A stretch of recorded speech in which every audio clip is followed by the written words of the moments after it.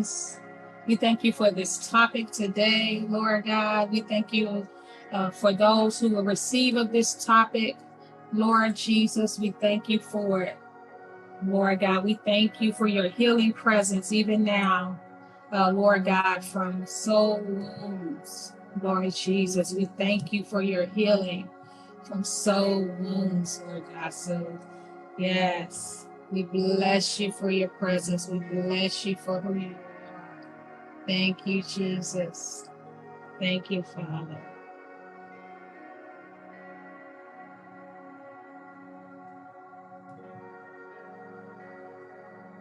Thank you.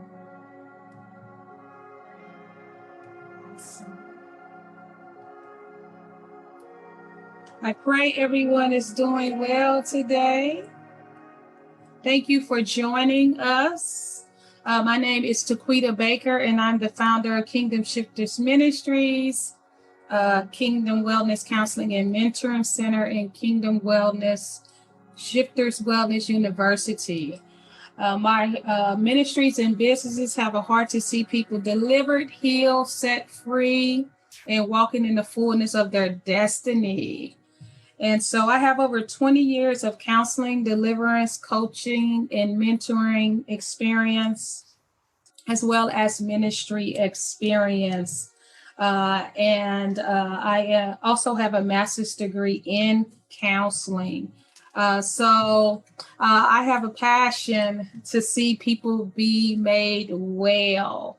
And on July 9th, I will be doing a webinar called Healing from Mother and Father Wounds. And I believe that it is so essential in this hour that we really deal with foundational issues that have caused trauma in our lives so that we can really operate in the areas of self-care and wellness. And a lot of times we're dealing with symptoms, but not root issues. And our relationship with our parents is the most essential relationship of our lives. It really is the first relationship that we should have. And when there's any type of breach in that relationship, whether we're adopted at birth or something occurs throughout our childhood and we end up living with a relative or in an orphanage, or if we just live in a home that's very toxic, or with a parent that even means well, who is really working hard, providing, but really do not have good communication skills, relationship skills, parent in ways that are more detrimental and belittling rather than empowering. It impacts us. It impacts our identity. It impacts how we interact with other people, and it even impacts how we evolve in life. And if we're not mindful of a lot of the things that have happened to us in our childhood, we end up repeating and utilizing those same arid and negative and unhealthy parenting styles with our own children. And so I'm finding that a lot of young people are wounded, and they're trying to really assert their right to have a voice and say, hey, this hurts me, that hurts me, your choices hurt me. I also am finding that there are a lot of adults who have unresolved issues of parent wounds. So my heart on July 9th is that people would attend the webinar, really identify their root issues and be healed. And so tonight, myself and Pastor Alicia, we are going to talk about when you parent through your soul wounds. And this is actually part 2 because we discussed this a couple of weeks ago. So you can find part 1 on our Facebook page and on Clubhouse. So I'm going to let Pastor Alicia introduce herself, and then we'll get started. Hello, everyone. I am Pastor Alicia. I am pastor with my husband, Apostle Ephraim Wyndham, of the Remnant Community at Freedom City Church in the DFW area. I am a seer, a dreamer, a prophetess, whatever you want to call it. And so I walk in those callings. I have put myself in a position to be used by God to help others heal in areas where they are wounded, and particularly for me, those who have experienced father wounds, who grew up without a father, who is looking to restore the relationship that they may have had with an absent father. And so I have a book, a journal, a prayer journal called A Daughter's Prayers, 31 Days of Prayers for an Absent Father. And it was written from a place where I could heal by saying prayers for my father. And it is good for teenage girls that maybe experience the absence of a father. And that will help them to grow up and not have resentment, bitterness, hatred towards their father, but it will help them to heal now while they are young, so that they won't carry those wounds into adulthood and into relationships that they may experience. So if you're on my page and you're watching and you have questions along the way, feel free to comment, send me an inbox. For the women that's in my Facebook group, Women of the Word, the Experience, feel free to comment and share the video as well. Awesome. Thank you, Alicia. So when our parent wounds parent, this is a deep topic, and it's really one that we want to address.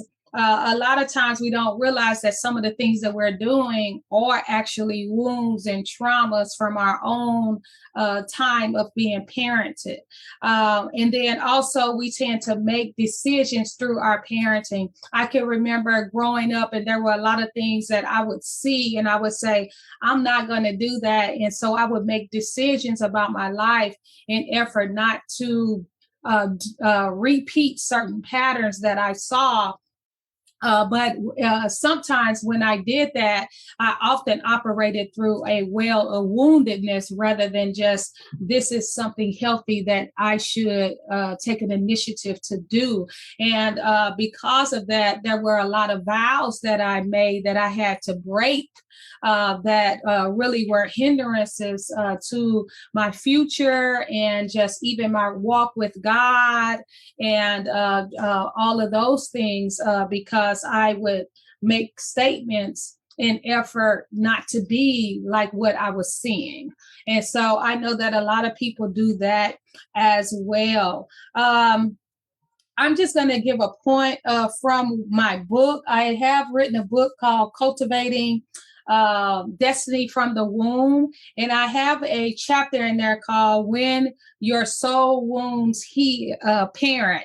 And so I'm going to share just a few pointers from there, and then Pastor Alicia and I are going to talk about them. And if you have any questions, you can put them in the chat. If you have any comments, you can put them in the chat, and we will definitely address them. So one of the pointers that is on my list is when a child is stripped of having a voice by demanding that they are silent only. And a lot of times we'll tell kids, you ought to be seen and not heard, but we really don't realize that that does silence their voice. And then a lot of times when we are trying to discipline a child or we're trying to redirect their mindset or perception about something, we will not let them talk. We'll say, why did you do that? And then when they start talking, shut up. You know, all of these things. The teacher call us in and tell us about how the child is acting. And then as the child is trying to explain why they did that, you know, it doesn't really matter what they say. We're not really hearing because we're really not wanting an explanation. We're upset because the child is doing what he's doing. And then we don't have the explanation because we've been told the child, shut up, just, you know, or you shouldn't have did it anyway. And we have not allowed the child to express their thoughts and feelings. And so we don't even know the root issue to why they're doing the things that they're doing. And we're just implementing discipline. And so this is where we parent through our wombs, because many times we probably have been, that has been done to us. Or whatever, where we're not even being allowed to share. Why did I do that? What made me think that was a good idea, or what is going on behind the scenes that I would make such a choice. And so a lot of times kids are silenced in that way as well, or they're silenced in, they hanging around adults, and there's a lot of unhealthy behaviors going on around them, but they're told to be seen and not heard. What goes in this house goes on in this house stays in this house. So they're not allowed to share any of what is occurring, or what have you, or even have a thought about it. And then if they do share, they're often punished for sharing things that are happening in the house, even things that may be detrimental to them, like verbal abuse, physical abuse, living in extreme poverty circumstances, and on and on and on. So that can be a huge parent wound. And then when we grow up and have our own kids, instead of us learning healthy communication skills, we just parent kids how we was parent. And a lot of times you'll hear us say, well, it happened to me and I turned out all right, or what have you. But at the same time, we do not realize that we are taking a generational curse to the next generation. Pastor Alicia, do you want to share anything on that? I agree with what you said. And not only that, we also tell the kid, don't do what I do, but we're exhibiting these behaviors. I'm smoking and cussing, but you better not smoke or cuss, but you are the role model. You are the person that they're seeing. And so they are silenced in so many areas, and they're made to do things that they're not seeing. So they don't really, they're really raised up confused, because you're doing this, but you're telling me not to do it. But if it's okay for you, it should be okay for me, and so we have to learn that there's two extremes, that we're parenting through those wounds, or we're trying to not parent through those wounds and keep a controlled environment, trying to make everything not like you had it. So it's from one extreme to the next. And we have to have a balance, not to silence the kid, but allow your children to have a voice, because you remember when you didn't have a voice.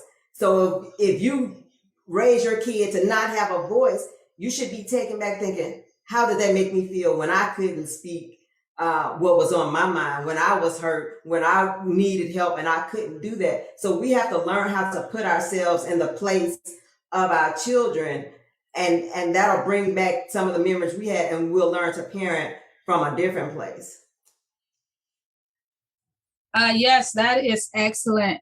And I would encourage you to really teach your child how to have a voice. I did do on my YouTube page, I have a video where I talk about how to give yourself a voice, and you can actually use some of those tips with your child to help give them a voice, and even to teach yourself how to have a voice. This is so important in this day and age where there are so many things occurring. There are so many laws that are changing, and there are so many blurred lines. And you really want your child to be able to speak up for themselves if they are in danger, or if they're being encouraged to do something that's unhealthy or detrimental. And so you really want to make sure that they have that voice. As I am reading my chapter here, this one is a big one. Having your child serve in roles that a spouse should be in, or like a mother, a father, a friend, a mentor, a leader should be playing in your life. So when that child is filling voids and needs that other adults should be fulfilling in your life. And so you're vicariously, that child is operating like he's the dad of the house, like he's the husband of the house, or the mother of the house, and those type of roles. I see that often as I am counseling, and I have to actually retrain people, help them to retrain their personality to come up out of these roles. And especially when they're striving to shift into having boyfriends and girlfriends and really considering even marriage and on and on and on. And they are females that are used to playing the husband to their mothers, or the wife to their fathers, or the man is used to playing the husband to his mom, or the father to his mom. And so then he's operating more in that role in his friendships, in his relationships, and even in romantic relationships than he is being somebody that's coming alongside of that person that's leaving and cleaving and operating as a spouse. So that woman tends to be more male dominant in the relationship as opposed to being able to be submissive, or that man is operating more in a father role, in a disciplinary, than he is operating like a spouse. Do you want to share on that, Alicia? When you said that, it reminded me of a person that I know that was raised that way. They were the responsible child. And so they were always running errands for the mother, always fixing stuff around the house, just doing everything for the mother. And now as an adult in relationships, they still want to be like the father of the house with the girlfriend, want to be the boss, so to speak, because that's how they were raised. And essentially it takes their childhood.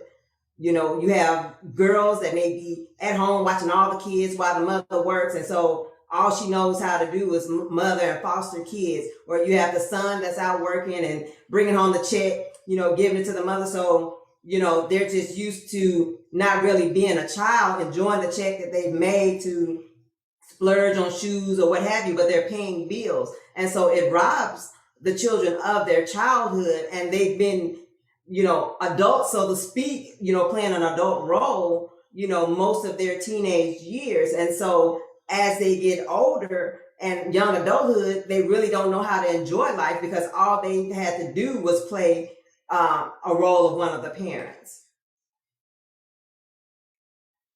Yes, that's excellent. And even in those situations where there's where the child has to have a job, or there's like poverty issues in the household, or maybe one of the parents or alcoholic or a drug addict, and so that child is having to fend for themselves. I know a lot of children that get into gangs, get into selling drugs and petty theft is generally because they have to. They're going into survival mode based on what is going on in their homes or in their communities. And so, yes, when you talked about having to play those types of roles or what have you, and then ending up having to have a job where your job is actually paying bills and putting food on the table, and you're 13, 14 years old, 15 years old, and you're operating more as the caregiver than being cared for. And so that's definitely an indication of parent wounds, and definitely can be indicator of generational trauma, where that poverty or those unhealthy cycles go from generation to generation. So yes. I want to share another one. When parents do not spend time with their children, where they're always busy working or doing things, even it could be good things, because I know a lot of kids that are like preacher kids. They have to like sacrifice a lot, where their parents are at church a lot, dealing with members and their issues, building the ministry or what have you, and so that the parent isn't often there, or the things that they are doing, the parents may not be able to make the basketball game or the football game, or what have you, or they have to say, oh, I thought we would be able to go to the movies tonight, but I have to go to the hospital and pray for such and such, or I have to work overtime, things of that nature. And then when the child is trying to share how they need time with the parent, they're often reprimanded or made to think that it's wrong, that they don't understand that their parent have to work, or they don't understand that their parent have to do the Lord's business, or or whatever, or that their parent just want time for themselves, or whatever the case may be, instead of making sure that you're setting that proper time to be with that child. And so a lot of kids end up being parented by TV, by social media, other people in the community, and anything that they can get into, because they don't have someone spending sufficient time with them. Do you want to share on that, Pastor Alicia? I remember growing up, my mother was in ministry. And back in the day, you was in church all the time. It was church all the time. And church just happened to fall on Tuesdays and Fridays when my basketball games was. And so you don't really miss church for no basketball games back in the day. And so I think I grew up feeling some kind of way. And so when my kids got involved in sports, I'm making sure I'm at everything, unless I just can't get off work and couldn't make it. I'm in overdrive and just gotta be there. But I'm doing this from a wound that I experienced, as a child, thinking I had to be at every single event, and so we have to learn again that balance. We try to overcompensate, based on our own experience, or we don't want our child to feel like we feel.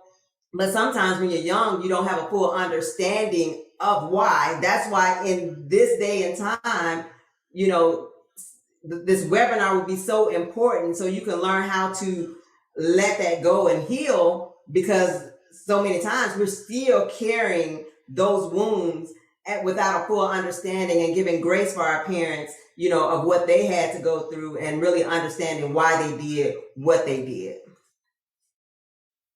And in many instances, we're overcompensating with our own children, or what have you, trying to give them what we did not have, but we're doing it in a way that cause an extreme, in where that child is operating more in an entitlement than really a grace and honor, because of the well we're coming from. We coming from the well of what we didn't get, or what we felt we should have gotten, and that is one of the major keys to make sure that you're not parenting through that well. It is so essential that, if you have children and they are under 18, that you ask God, who is that child and how do you parent that child? Because every child is different.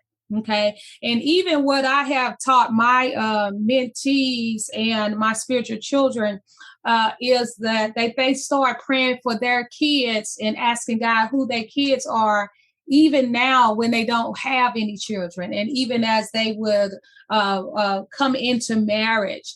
And so, asking God, what are the children's names?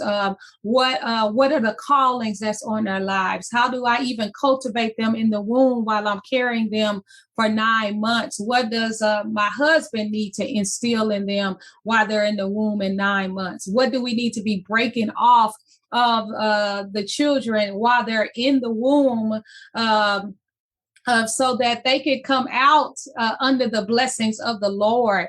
And then even if your children are already 5, 6, 7, 13, 14 years old, you can still ask God for vision. You can ask him who is this child? Why did you give this child to me? What is this child's purpose in the earth? Because a lot of times we are parenting children based on their talents, what they do well, but gifts and talents, they make room for you, but what is the purpose of those talents? So if that child doesn't know that that singing gift is to glorify God, if they don't know that basketball gift is to glorify God and how, then, they may end up utilizing that gift for the world. They may end up singing for the world. They may end up playing in the NBA, but all of their money is going to things that are worldly as opposed to things that help advance the kingdom of God.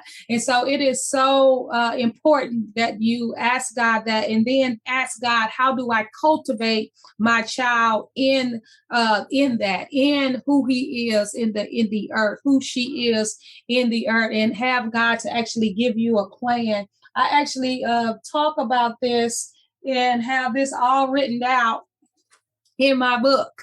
So I highly recommend that you get Cultivating Destiny from the Womb, because I literally give you keys and strategies for how to seek God for the plan for your child's life. Also in this book, I even talk about how to break generational curses, what destiny killing spirits that kids have to endure, and even how to identify destiny killing spirits in your own generational line, to pray over your child. So this is a game changer. I know that when I actually started doing ministry, I worked with a lot of college students. And one of the things that I wished I had known, I stumbled into destiny because I love the Lord so much. But I wish that when I was in college, being buck wild, that I knew my purpose and my calling, because if I did, I would have saved myself a whole lot of consecration that I had to go through to get out of the stuff that I had did. And then also I would have probably been further along than I am now. And so even as I began to mentor them, I started saying, this don't need to start when you're 18. This needs to start from the womb. And even when I began to study the scriptures, God said, I knew thee in thy mother's womb. And so, there are things that God has already ordained for us from the womb. And how do you cultivate a child from the womb? How do you walk a child in destiny from the womb? And so that was the purpose of me writing this book. So I highly recommend, if you have school-age children, teenagers, get this book. Another point I want to talk about, and then we will see if we have any questions and pray, is comparison. Because even as I talk about how children are different, when you are parenting kids and you say, I wish you was like your big brother, I wish you was more like such and such, you create inadequacy, insecurity, and rejection in your children. And you also pinpoint them against one another. And you wonder why they don't get along, why they're in the back room fighting. But it's because when they are together in front of you, you're letting it be known, this is my favorite child, or I like this child better because they respect me more, or what have you. And you pin them against one another. And so then when they are in the back room where they should be getting along, they're doing that one to another, and even teasing one another about who's the favorite, and on and on and on. And this, when kids grow up with that, it really causes trauma to their identity, or what have you. I know that in the world, even if you look up articles online, it'll talk about if your kid was born first, this the kind of personality they have. If they born second, this the middle child, on and on. And I hate that as a counselor, because you are identifying the child based on how they, their birth, of how they came into the world, but you're putting all these stigmas and labels on them, and a lot of the labels and stigmas aren't good. or what have you. And so, and then there's an expectation of that child being treated a certain way because they're the last child or the first child or the middle child, or what have you, when really you should have God's eyes for the child and God's vision for the child. And so those comparisons, and when that happens, you actually instill in that child jealousy, envy, insecurity, inadequacy, rejection. And so they're at school, they're comparing themselves to somebody else. They want to be Susie because Susie is prettier, because mom said that light skinned it is better, and my sister at home is light and I'm dark, and all of these things.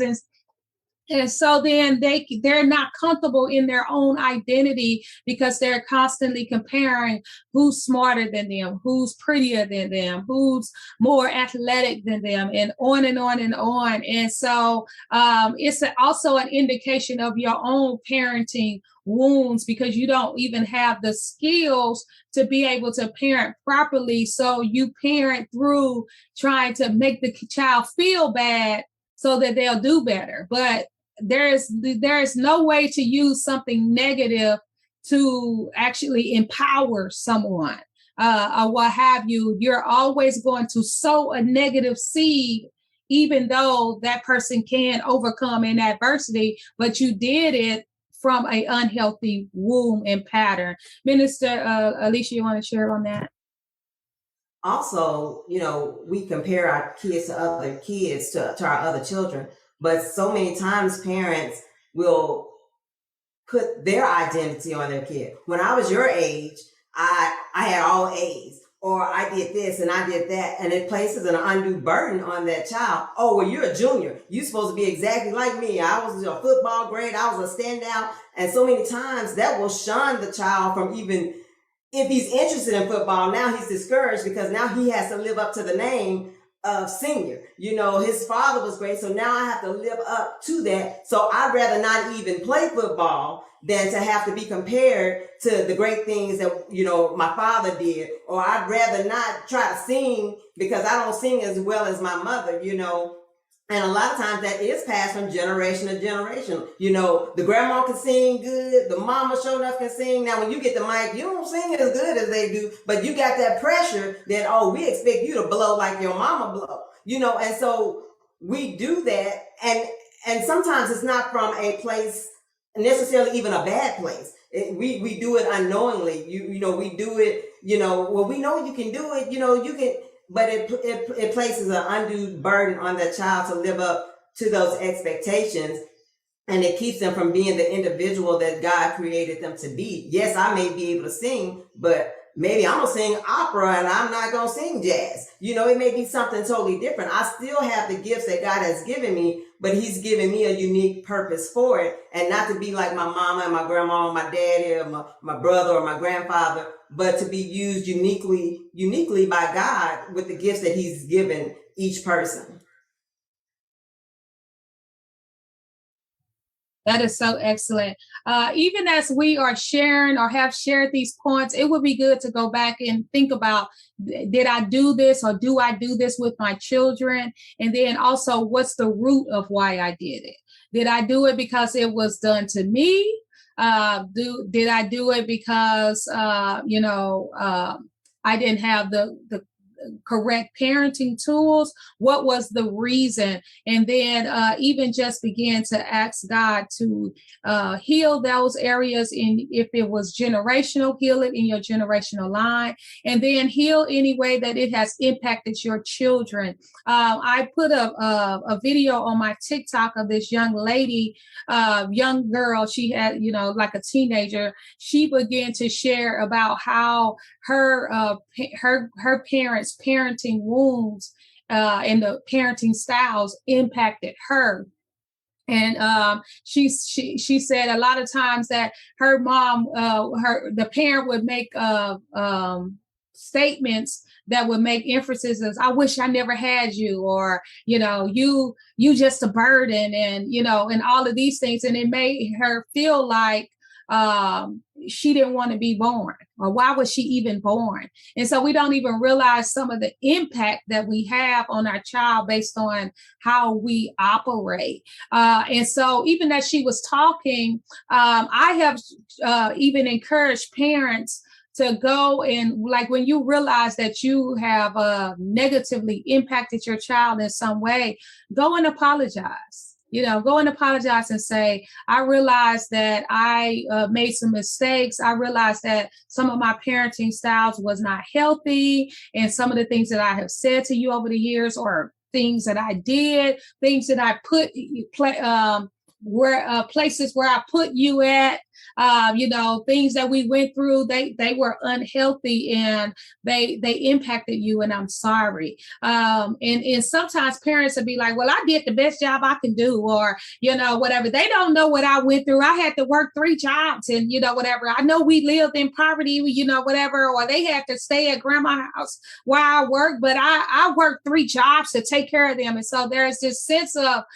wanting to be validated through the things that they did do right. But how do you heal the things that may not have been very impactful? And so it's not negating the things that you did right, but it's being willing to heal the things that will cause the continual cycles in the generational line, and that will thwart your child's ability to really come forth in the fullness of their identity and their ability to have healthy relationships, because you are the first essential relationship in that child's life, or what have you. And so even when you recognize that your child may be mad about something, mistakes that you've made in the past, or situations that you put them in, be open to just sitting down and saying, let's just talk about that, and apologizing and asking for that child's forgiveness and healing them. When you heal their wounds and heal your wounds, you are changing the trajectory of your generational line, and you're giving that child an opportunity to operate in a healthy identity that can really posture them in a greater place of success.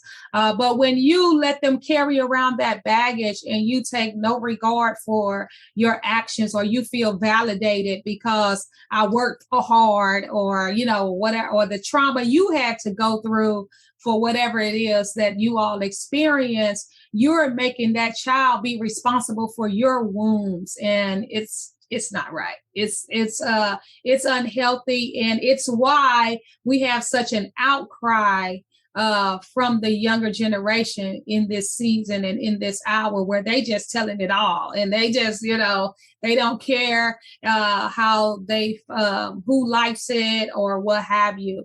And so that would be what I would encourage you all to do. Minister Alicia, do you want to share in relations to that? I think sometimes as parents, we become defensive when our children do want to come and talk to us or express their feelings. Their perception is their reality. Although we may not see it the way they see it, we have reasons why we did what we did. We feel justified, but it's their reality. It's their feelings. We can't negate how they feel, and we can't tell them, oh, you shouldn't feel that way. We have no control over how they feel. But as parents, we have to not always be in defensive mode as soon as they come and say, well, when I was 12, and then you're thinking, well, why are you going all the way back there? We automatically become defensive. And so we have to learn how to just listen and be receptive to what they're saying, and respond in love, and not from a place of defense. Yes, I definitely agree, because your experiences are definitely justified, but the woundedness that came from it still has to be made well. And so, so we're going to talk more about that in our Healing from Mother and Father Wounds webinar on July 9th. It's going to be 3 hours, and we're going to help you identify root issues and generational cycles and patterns related to parent wounds, and then spend time helping you heal in those areas. So I highly recommend attending the webinar, and that is July 9th. from 9 a.m. to 12 p.m. Eastern time. Also, myself and Minister Alicia have done several videos in relations to what we're talking about today. You can listen to those on Facebook, Clubhouse, or YouTube. So I highly recommend going back and listening to them. I also recommend getting this book, Cultivating Destiny from the Womb. This is a game changer if you have children under 18 that you can still impact in seeking God about what their destiny is and how to help them evolve in their purpose in life. And then Pastor Alicia has a book as well. Do you have it with you today? You're muted. You have to unmute. I don't have it on me, but you can find it on Amazon. It's A Daughter's Prayer, 31 Days of Prayer for an Absent Father, where you are praying wholeheartedly for your father, not the prayers that say, Lord, fix him, not the prayers, change him, but it's prayers that you would pray for your best friend, prayers that you would pray for someone that you truly love and care about. Awesome. Thank you, Pastor Alicia. Pastor Alicia has a great testimony of how God healed her of father wounds. So that's what her book is designed on. And she will be sharing her testimony and insightful keys of how she got delivered and healed at our webinar. So definitely come join the webinar. And she also has a podcast, and she has some teachings on there as well. So look her up on YouTube and on the podcast site. So we're going to wrap this up for today. One question. Oh, go ahead. Okay, so this one question is, how do you help a young lady who her parents divorced when she was young, and one parent kept her away from the other? So it was the other parent had intermittent visits, could see here and there, but she holds resentment towards the parent that wasn't able to visit. Mm-hmm. So how do you help that person heal? Oh my, that's a counseling process. I would encourage her. I'm not sure if she can reach out to the parent if she still wants a relationship with that parent. But one of the things I would encourage her to do is to write letters. So she can write a letter to the parent that withheld her from the other parent, and just sharing her heart about how that made her feel, what that did to her, what it was like not having that parent around because that parent was withheld from her.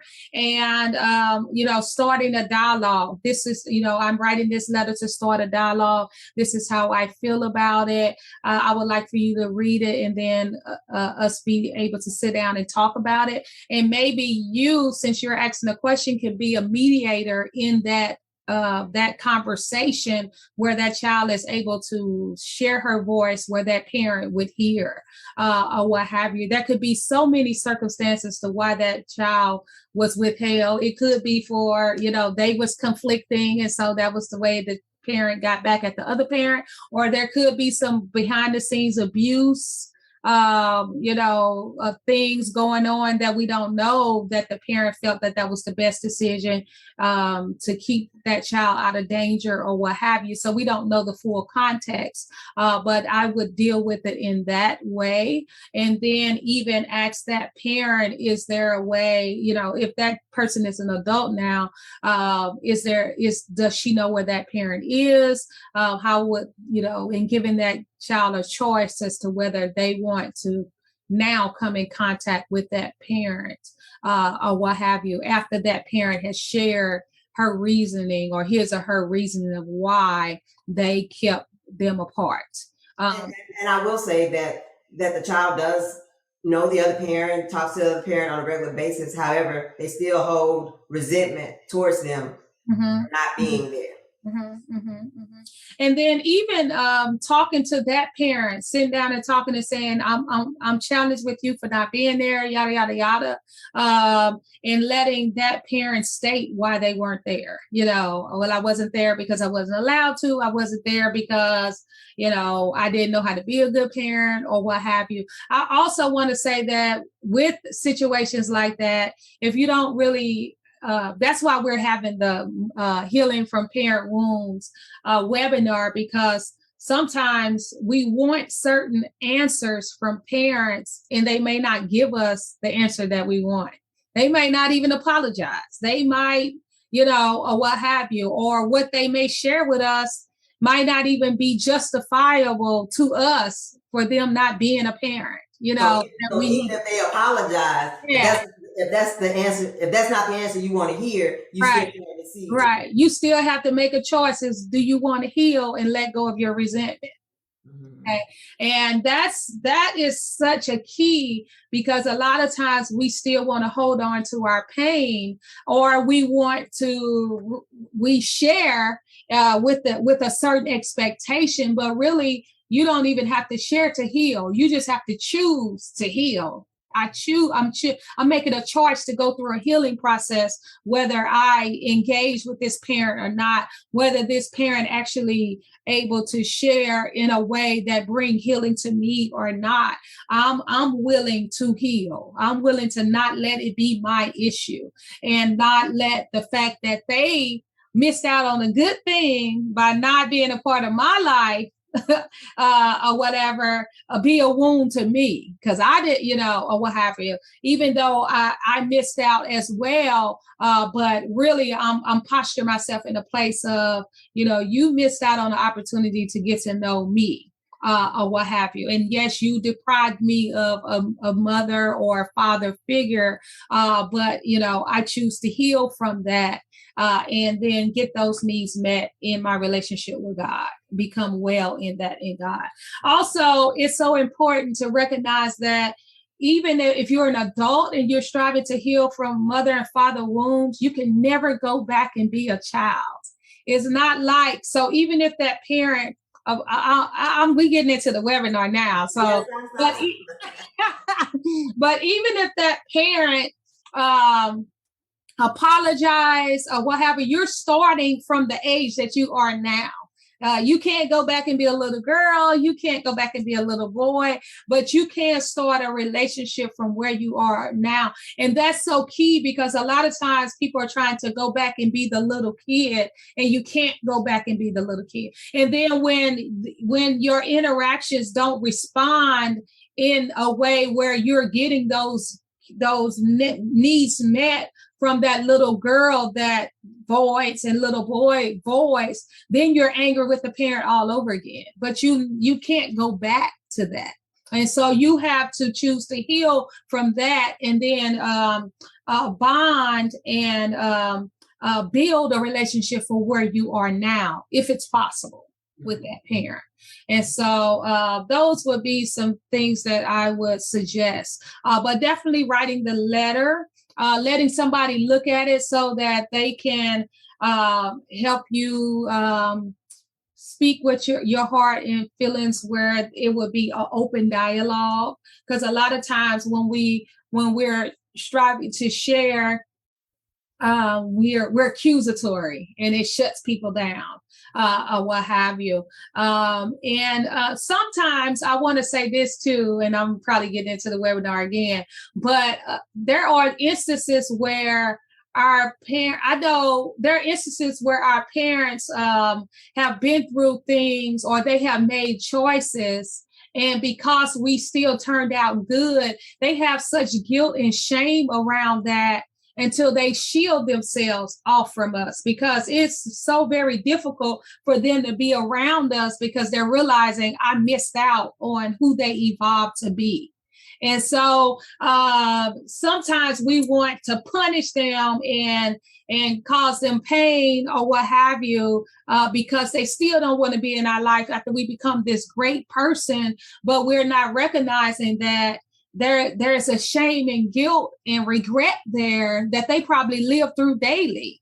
that they haven't forgiven themselves. And so to be around you could be a reminder of what they didn't do and what they should have done, and on and on and on. And if they're not in a place of their own healing and processing towards healing, their instinct is going to say, cut this off, shut this down, don't be a part of this, rather than to be like, oh, my baby, let me go and embrace it, or what have you. And so even just being mindful of that, because, we grow up and we be successful to try to prove things, prove that we're not who our mom was or our dad was, and to prove that we got out of poverty and we did this and that, what have you. And so we think that was going to resolve it, but it doesn't. Oh, it doesn't. So, yeah.